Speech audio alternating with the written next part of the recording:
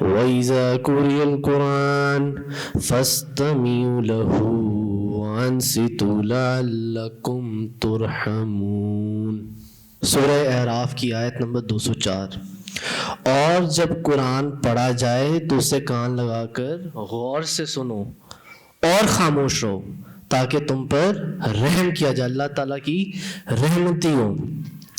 اصل میں اس آیت کریمہ سے یہ ثابت ہوتا ہے کہ جب امام قرات کر رہا ہو، جب امام قرات کر رہا ہے تو مقتدی پر یہ واجب ہے کہ وہ خاموشی اختیار کرے اور قرآن کریم کو کان لگا کر غور سے صرف سنے۔ اس آیت کریمہ سے ثابت ہوتا ہے۔ اگر معلوم اس سے یہ ہوا کہ اگر مقتدی پر کوئی بھی سورت پڑھنا یا سورہ فاتحہ شریف پڑھنا امام کے پیچھے اجازت ہوتی تو قرآن کریم میں کبھی بھی نہ آتا وَإِذَا قُرِئَ الْقُرْآنُ، اور جب قرآن پڑھا جائے فَاسْتَمِعُوا لَهُ، تو اسے کان لگا کر غور سے سنو، وَأَنصِتُوا، اور خاموش رہو، لَعَلَّكُمْ تُرْحَمُونَ، تاکہ تم پر رحم کیا جائے۔ تو اگر مقتدی پر کوئی سورہ فاتحہ پڑھنا فرض ہوتا تو اس کو رکوع میں مل جانے سے رکعت بھی نہ ملتی۔ یعنی اگر جماعت ہو رہی ہے اور امام رکوع میں چلا گیا، اب آپ جب بندہ پیچھے سے آئے گا تو فوراً آ کے وہ اللہ اکبر کر کے جماعت میں شامل ہو جائے گا، وہ کوئی بھی چیز نہیں پڑھے گا، اس نے کوئی بھی سورت نہیں پڑھی، نہ کوئی سورہ فاتحہ شریف پڑھی۔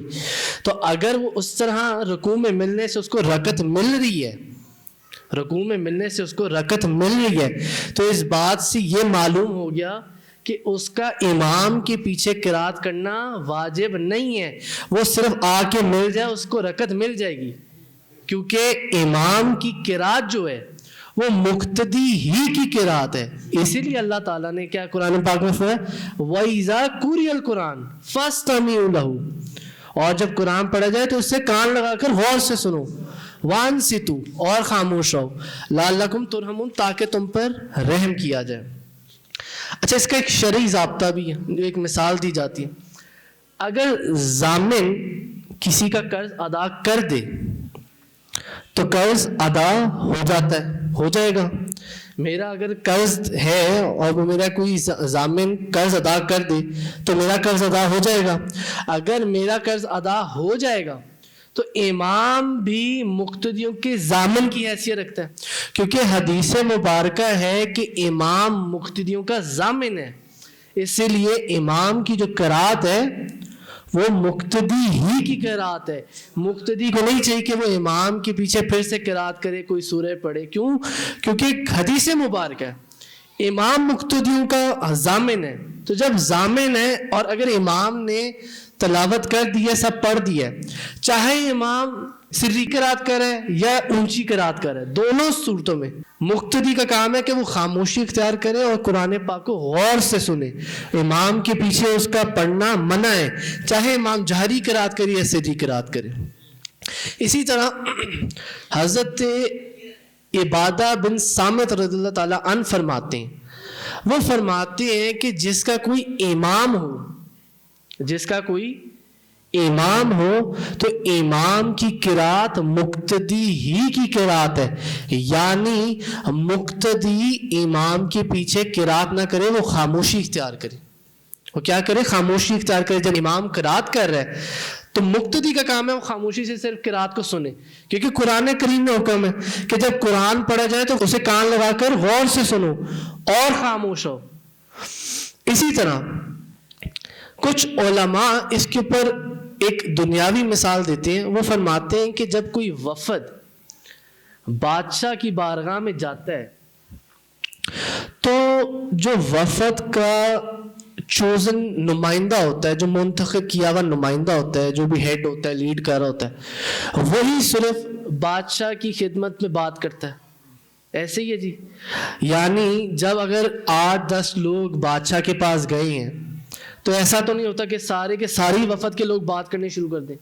بادشاہ کی بارگاہ میں یہ بے ادبی اور گستاخی بھی سمجھی جائے گی کہ جی ایک چوزن نمائندہ ہی بات کرے تو یہ سارے کیوں بات کریں۔ تو جب بادشاہ کی بارگاہ میں کوئی وفد جاتا ہے تو ایک ہی منتخب نمائندہ بات کرتا ہے۔ تو اسی طرح امام بھی کیونکہ مقتدیوں کی ایک حیثیت رکھتا ہے نمائندے کی، کیونکہ وہ سارے مقتدیوں کو ہیڈ کر رہا ہوتا ہے، جماعت کروا رہا ہوتا ہے، تو مقتدیوں کا یہ کام بنتا ہے کہ وہ خاموشی اختیار کریں اور امام کی قرات کو غور سے سنیں، کیونکہ اللہ تعالیٰ کی بارگاہ میں امام ہی معروضات پیش کر رہا ہے۔ تو اب مقتدیوں کا کام ہے وہ خاموش رہے اور خاموشی سے صرف قرات سنیں مقتدیوں کی۔ کیوں؟ کیونکہ قرآن کریم میں حکم ہے کہ جب قرآن پڑھا جائے تو خاموشی اختیار کرو، وَإِذَا قُرِئَ الْقُرْآنُ فَاسْتَمِعُوا لَهُ وَأَنصِتُوا لَعَلَّكُمْ تُرْحَمُونَ، اور جب قرآن پڑھا جائے تو خاموشی اختیار کرو اور کان لگا کے غور سے سنو اور خاموش رہو تاکہ تم پر رحم کیا جائے۔ اب اسی طرح کیونکہ قرآن پاک کی بات ہو رہی ہے، امام بخاری ان سے روایت ہے، وہ فرماتے ہیں کہ حضرت عثمان بن عفان رضی اللہ تعالیٰ عنہ بیان فرماتے ہیں کہ نبی پاک صلی اللہ علیہ وآلہ وسلم نے فرمایا تم میں سے بہترین شخص وہ ہے جو قرآن مجید کا علم حاصل کرے اور لوگوں کو قرآن کریم کی تعلیم دے۔ اگر آپ لوگ دیکھیں آپ سب بھی تو قرآن کریم کی تعلیم حاصل کرنے آئے ہیں، ایسے ہی ہے۔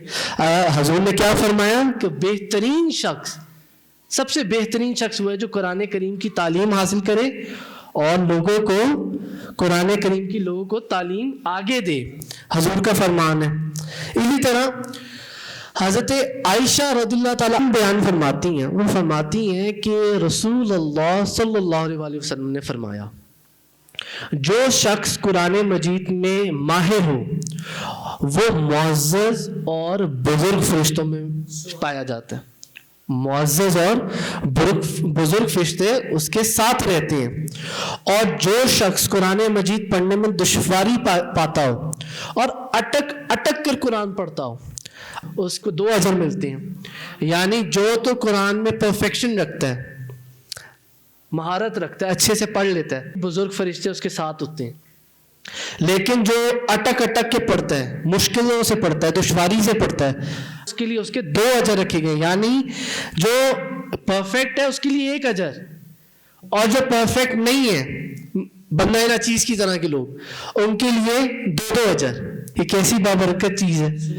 اسی طرح حضرت ابو ہریرہ رضی اللہ تعالیٰ عنہ بیان فرماتے ہیں کہ حضور صلی اللہ علیہ وآلہ وسلم نے فرمایا کہ قیامت کا دن ہوگا، قیامت کے دن قرآن پڑھنے والا آئے گا تو قرآن کہے گا کہ اے رب اس کو مزین کر، اس کو مزین کر، تب اللہ تعالیٰ اس بندے کو عزت کا تاج پہنائے گا۔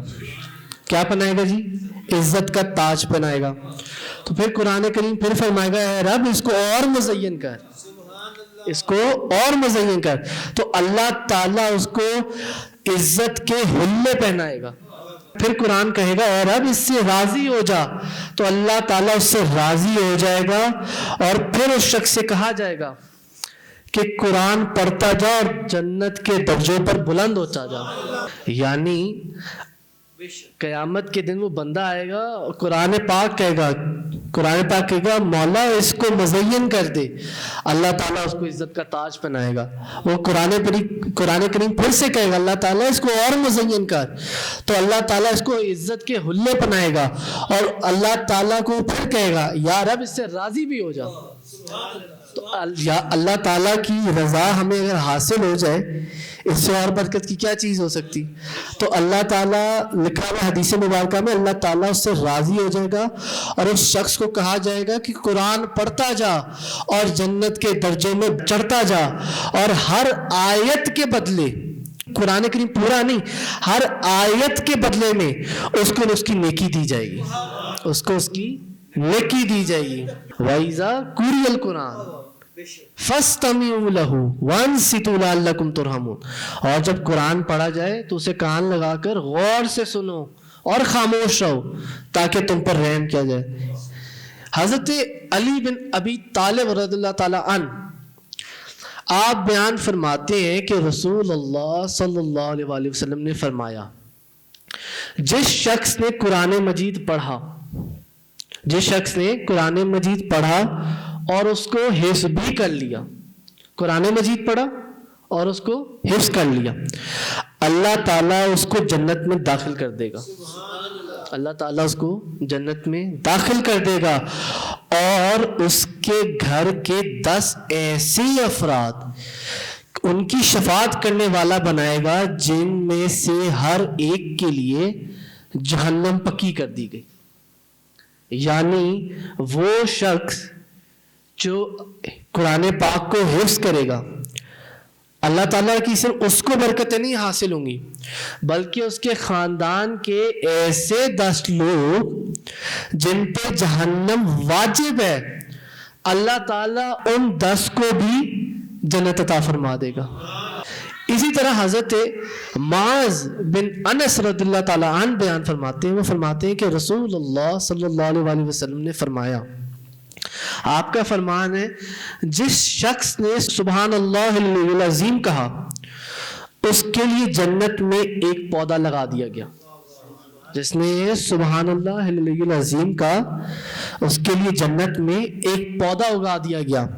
اور جس نے پورا قرآن پڑھا اور اس پر عمل کیا اس کے والدین کو ایک تاج بنایا جائے گا. اللہ تعالیٰ کی طرف سے پودا تو لگ گیا لیکن جس نے قرآن حفظ کی ہے اللہ تعالیٰ کی طرف سے اس کے والدین کو تاج پہنایا جائے گا. جو اللہ تعالیٰ فرمایا جو سورج کی روشنی سے بھی زیادہ حسین ہوگا. ایسا تاج جو سورج کی روشنی سے بھی زیادہ خوبصورت ہوگا، حسین ہوگا، کس بندے کو پڑھائے گا؟ جو حفظ کرے گا اور اس کے والدین کو. یعنی جس بچے نے حفظ کیا اللہ تعالیٰ اس کے والدین کو ایک ایسا تاج پہنائے گا جو سورج کی روشنی سے بھی زیادہ حسین ہے. اسی لیے قرآن پاک میں آیا وَإِذَا قُرِئَ الْقُرْآنُ فَاسْتَمِعُوا لَهُ وَأَنصِتُوا لَعَلَّكُمْ تُرْحَمُونَ. اور جب قرآن پڑھا جائے تو اس کے اوپر اسے کان لگا کر غور سے سنو اور خاموش رہو تاکہ تم پر رحم کیا جائے. اور جہاں سے بندہ چیز نے بات شروع کی تھی کہ جب قرآن پڑھا جا رہا ہو تو امام کے پیچھے مقتدی پر یہ واجب ہے کہ وہ کان لگا کر غور سے سنے قرآن پاک. وہ مقتدی کا یہ نہیں بنتا کہ وہ امام کے پیچھے بھی قرات شروع کر دے. کیوں؟ کیونکہ قرآن پاک میں حکم آ گیا ہے کہ جب قرآن پڑھا جا رہا ہے تو خاموشی اختیار کرو اور اسے کان لگا کر سنتے رہو. امام مقتدیوں کا ضامن ہے تو جب ضامن بھی بن گیا امام تو پھر مقتدی کا کام ہے کہ وہ خاموشی اختیار کرے اور قرآن پاک کی تلاوت کو غور سے سنے.